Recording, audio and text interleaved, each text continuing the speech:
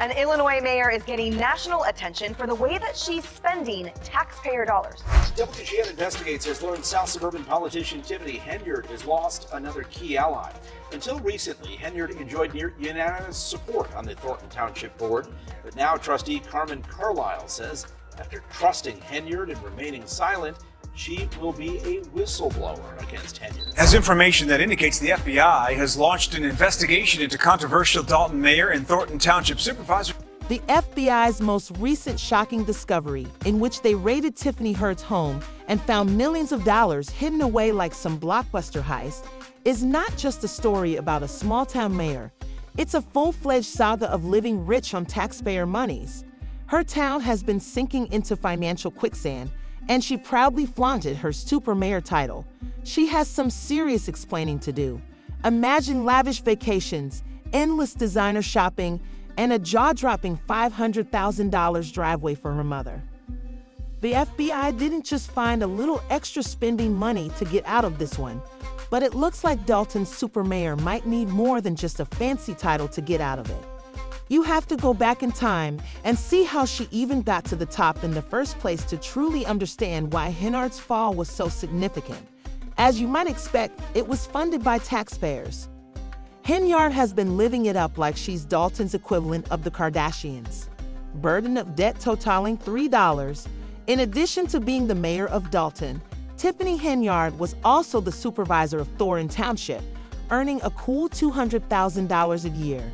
She even called herself the super mayor, as if it were her personal brand, but in reality, she was more concerned with her job. $5 million it all started when she was appointed mayor after the unexpected death of former mayor Frank Zuccarelli. People were definitely watching her appointment. Before her 2021 victory, Dolton was just an out-of-line person who was shut down faster than a glitchy click as the town's finances collapsed. She pretended to be the ruler of her own tiny fiefdom, controlling it with an iron grip.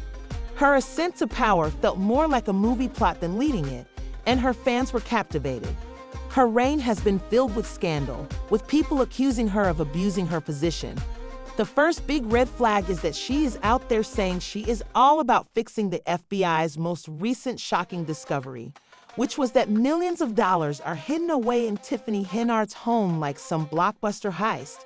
Her town has been going bankrupt, and Henyard, who proudly flaunted her super mayor title, has been the reason why Henyard's fall was so significant. You have to go back in time and see how she even got to the top in the first place. Playing the part of a high-flying, high-spending mayor, she has been causing her town to collapse due to $3 in debt. $5 million it all started when she was elected mayor after former mayor Frank Zuccarelli's unexpected death. People were definitely watching her appointment, but she came with big plans and even bigger dreams. Tiffany Henyard was not only the mayor of Dolton, but she was also the supervisor of Thornton Township, earning a cool $200,000 a year. She even called herself the super. When she was sworn in 3 years ago, when everyone was talking about how she was going to make Dolton pop again before Henyard's 2021 victory. For a hot minute, Dolton was just another typical suburban town with its fairs and parades, and Tiffany was treated like a local superstar by the people of Dolton. However, that honeymoon period didn't last long because she was more interested in running the village like her own little empire than in leading it, as if it were her personal brand. Things went from shady to straight up after she settled into her new job. In addition to being controversial, Shady was very nasty during her time in power. Anyone who dared to criticize or step out of line was shut down faster than a glitchy click as the town's finances collapsed. She pretended to be the ruler of her own tiny fiefdom, controlling it with an iron grip. Her tenure has been filled with scandal, with people accusing her of abusing her position of authority to live a lavish lifestyle. Housing issues in the community, raising money for veterans and seniors, advocating for lavish vacations and elegant dinners, and enough designer bags to stock an entire boutique, as well as the questionable donations to a breast cancer charity that unexpectedly had her name attached to it, are all being overshadowed by a federal investigation into her spending habits that could land her in serious trouble. In addition, her alleged breast cancer charity, Teaching and ARD Care. On the surface, the foundation seems noble, But if you look closely, you'll see that those extravagant donations were made with taxpayer money. In just 5 months, Henyard spent $67,000 on travel expenses, which is more than most city residents make in a year. In July, imagine a mayor on a supposedly business trip to Springfield, but instead of attending meetings, she's relaxing in luxurious hotels, riding motorcycles, and hanging out with her own DJ and drone photographer. Guess who's paying for it? The taxpayer's penalty racked up. Her ego reached new heights when she started plastering her face on massive billboards around the village, which weren't paid for by her campaign, but rather by the public using taxpayer dollars to advertise herself. She even had the gall to sell merchandise, including t-shirts and hoodies ordered by Dolton Township, and when people questioned her about it, she zipped her lips. This is clearly illegal, even for seasoned politicians, who said it's one thing to use public funds to support a candidate, but that's a whole new level of messed up, and state election laws definitely support that upheaval. When she took office, Henyard assembled a team of carefully selected officers to protect her around the clock. This wasn't just any security detail, though. It was one that accrued thousands of dollars in overtime. For example, Officer Terry Young reportedly put in 303 hours in a 2-week period, earning a paycheck for over $113,000. The billboards weren't just bold, they were illegal. Let's also discuss her personal army, or her favorite things. When I last checked, there were only 336 hours in 2 weeks, so either this guy has time-bending skills or something fishy is going on, because your security detail is stealing over $1 million from Dolton. Yes, you heard that right. 7 figures for a town that is already heavily indebted. We're not talking about a few bodyguards here and there. This was full-on 24/7's protection. It's not like she's some high-level politician or celebrity. To put it mildly, the entire situation made the locals cringe. When people started questioning her, Henyard quickly responded that the security was necessary due to threats. But let's face it, no one was buying it. This was especially true after she fired the police chief for opposing her. The mayor is out here acting like she's the president or something. But it wasn't just the excessive overtime that made people talk. The Henyard security squad was with her constantly. They even went on out-of-town trips. Lavish demands, and while she has been living in luxury, Dolton has been sinking deeper and deeper into the financial abyss. We're talking about millions of dollars in debt. And when people started to ask hard questions, Henyard had the gall to respond that it was just part of being a public figure. Well, the last time I checked, being mayor doesn't come with a VIP pass to GCI, and the people of Dome weren't here for it. They elected her to fix the town, not to run it into the ground. Let's face it, though, being a mayor is a challenging job with a lot of responsibility. Pressure Henyard appears to have confused self-service with public service, if you get what I mean. If you think that's bad, wait until you hear about her retaliatory tactics. Jason House spilt the tea, and it's hot. He said, quote, "She has taken lavish trips with village staff and has caused the village to be in a multi-million-dollar deficit." The lawsuit started to pile up with former employees who claimed they were wrongfully fired for not playing along with Henyard's power games, and those who dared to defy Henyard received more than just a slap on the wrist.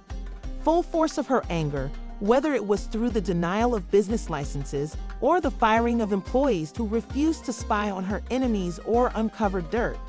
One particularly egregious case involves Dwayne Thass, a longtime employee of Dolton Township, who claims he was fired for not participating in Henyard's alleged schemes. Apparently, she wanted him to help replace an attorney with someone her assistant liked better, but Thass refused, even after being offered a $10,000 pay increase. Guess what happened? He was fired sooner than you could say unfair dismissal. But wait, there's more. Hold on to your hats if you thought that was bad, because Carvin Carlisle, a trustee who was once a member of Team Henyard, has completely changed her ways and is now speaking out against Henyard's alleged manipulating techniques.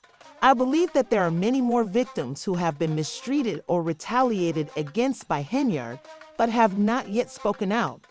One poor person claims that after speaking out about sexual harassment involving a trustee, they were put on unpaid medical leave when they tried to report it to Henyard. Valeria Stubbs claims that Henyard took things to a whole new level of craziness, including harassing her at home and even sending the police to tell her.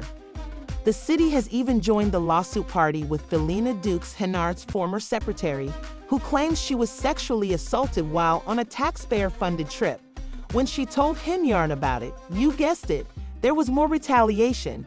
It appears that Henyard was treating Aden like her own. There is more political warfare and less public service at a contentious village board meeting. The Dune board responded by launching an investigation, asking Henyard to provide the village's financial records and inviting the FBI to launch its own investigation. However, Henyard refused to back down, vetoing the board's resolution, claiming that it was nothing more than personal attacks against her motivated.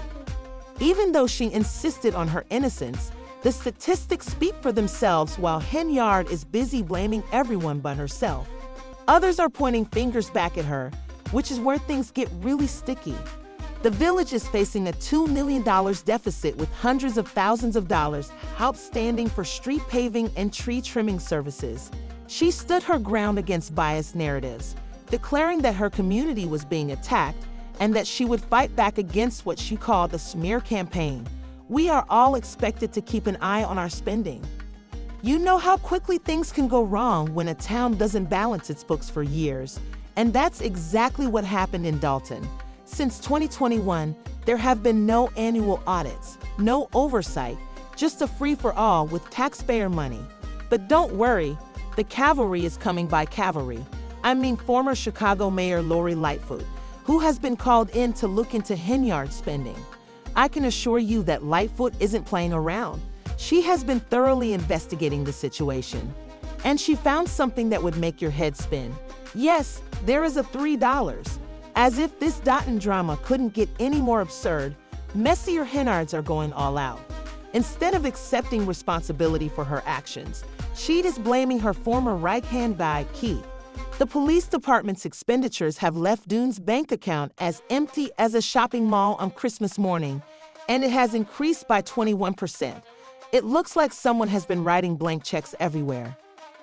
Let's take a moment to talk about Keith Freeman, who has been charged with bankruptcy fraud and rumors that he is telling investigators everything, which must be making Henyard nervous. Imagine your old closest friend betraying you in that way. However, the village board is not buying what she is selling as a trustee, so Henyard is acting like a canary by claiming she was misled about all those financial decisions and presenting herself as the victim, claiming she was unaware of the financial mess in Dolton. Henyard is refusing to back down, using the smear campaign card to claim that all of the accusations are personal attacks. She even tried to use the boy club card, claiming that the village boards had it out for her because she is a girl. But that justification is as weak as a dollar store toy tote paper, and the state of Illinois has even stepped in to freeze money for Dolton the cause. Jason House is leading the charge, critiquing her for those costly trips and the town's multi-million-dollar deficit. But the FBI isn't playing around. They slapped Henyard with subpoenas and want to see all of the information, including payroll reimbursements, travel expenses, and other details. The situation has gotten so bad that the adults had to take away the town's allowance because they couldn't be trusted to spend it properly. These FBI officers are swarming Tiffany Henyard's apartment, flipping cushions, and generally treating it like a scene out of money as they approach her cot as if it were the season. The FBI is interested in everything, including her personal piggy bank, financial accounts, business records, and the charity she has been flaunting. They have been questioning witnesses who are looking into her shady side businesses and even caught her red-handed with public funds being funneled into her. And if that's enough to get Henyard from City Hall straight to the clink, wait, the money is only the appetizer.